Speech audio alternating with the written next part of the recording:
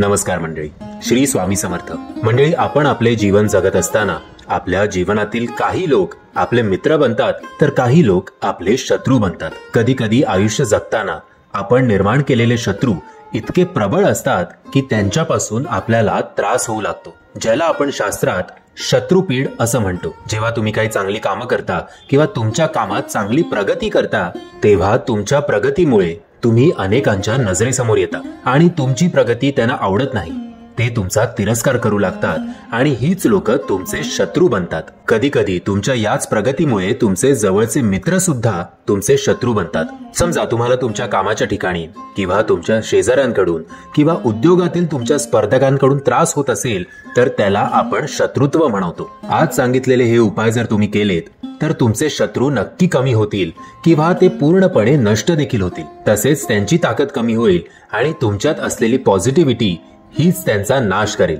आजच्या या व्हिडिओमध्ये आपण तुम्हाला शत्रुपीडाचे उपाय सांगणार आहोत, त्यामुळे हा व्हिडिओ शेवटपर्यंत बघा. तुमची शत्रुपीडा नक्कीच गायब होईल. यासाठी तुम्ही पूजा करताना जेव्हा देवासमोर दिवा लावताना तेव्हा तो दिवा लावल्यावर फक्त एका छोट्या मंत्राचा जप करायचा आहे.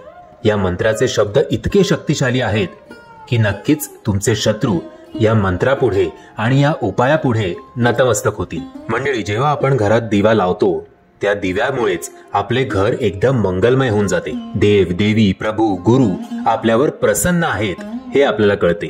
वास्तविक हा दिवा आपल्याला भगवंताशी जोडतो. म्हणून कोणतेही शुभ कार्य असेल तर त्या शुभ कार्यात आपण हा दिवा नक्कीच लावतो. ज्या घरांमध्ये सकाळ संध्याकाळ दिवे लावले जातात त्या घरातील वातावरण पवित्र असते, तसेच घर सकारात्मक ऊर्जेने भरलेले असते.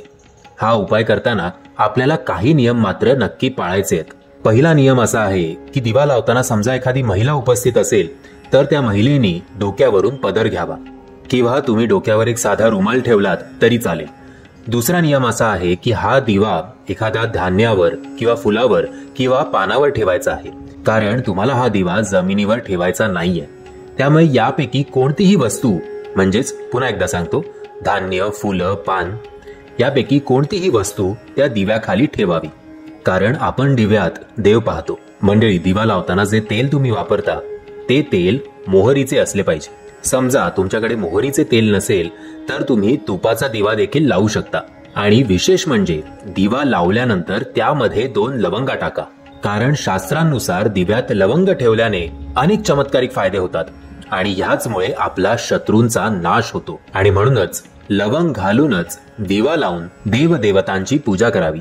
याच सोबत अक्षता, हळद आणि कुंकू घेऊन श्री स्वामी समर्थ आणि देवाची पूजा करावी. शत्रुपीडांचा नाश करण्यासाठी हा उपाय करत आहोत हे आपण नक्की ध्यानात ठेवा. आणि हाच दिवा लावल्यानंतर देवांसमोर तुम्हाला एका छोट्या मंत्राचा जप करावा लागेल. तो मंत्र नीट लक्ष देऊन ऐका. तो मंत्र असा आहे की भाग्य, कल्याण, आरोग्य, संपत्ती आणि समृद्धी शत्रुबुद्धी विनाशाय दीपज्योती नमोस्तुते. पुन्हा एकदा सांगतो. तो मंत्र आहे की भाग्य, कल्याण, आरोग्य, संपत्ती आणि समृद्धी शत्रुबुद्धी विनाशाय दीपज्योती नमोस्तुते. या मंत्राचा जप केल्यावर आपण देवदेवतांसमोर नतमस्तक होऊन एक गोष्ट सांगावी की मी शत्रूपासून मुक्त होऊ दे आणि शत्रूंच्या त्रासापासून सुद्धा मला मुक्त कर. त्यांच्या छळातून मला मुक्त कर. तुझा आशीर्वाद सदैव माझ्यावर आणि माझ्या घरावर राहू दे. आमच्या घरात सुख, शांती, समृद्धी, समाधान आणि आरोग्य नांदो. म्हणजे या व्हिडिओच्या मार्फत मी आशा करतो की तुमच्या काही प्रश्नांची उत्तरं तुम्हाला नक्कीच मिळाली असतील. जर तुम्हाला हा व्हिडिओ आवडला असेल तर प्लीज या व्हिडिओला लाईक, शेअर आणि चॅनलला सबस्क्राईब करायला विसरू नका. श्री स्वामी समर्थ.